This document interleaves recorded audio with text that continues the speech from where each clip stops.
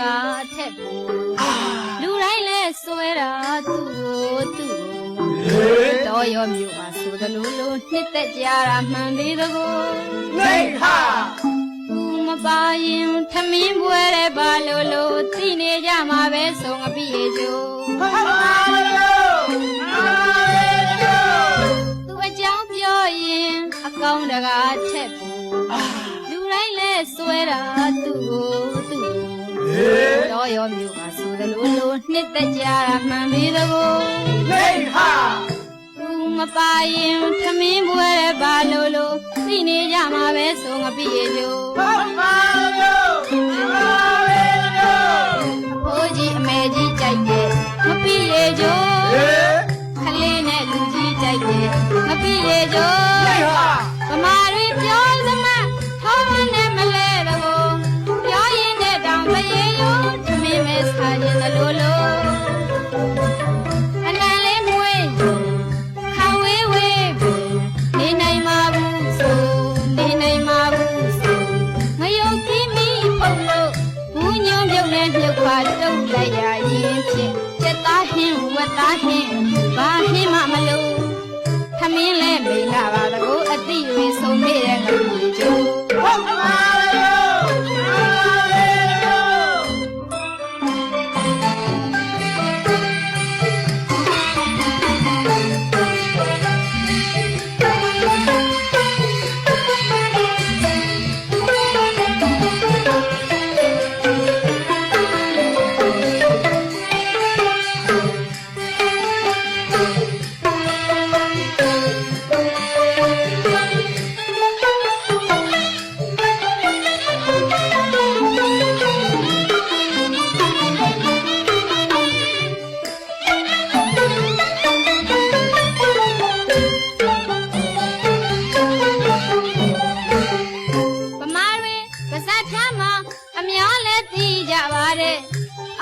ရှိလာပါတယ်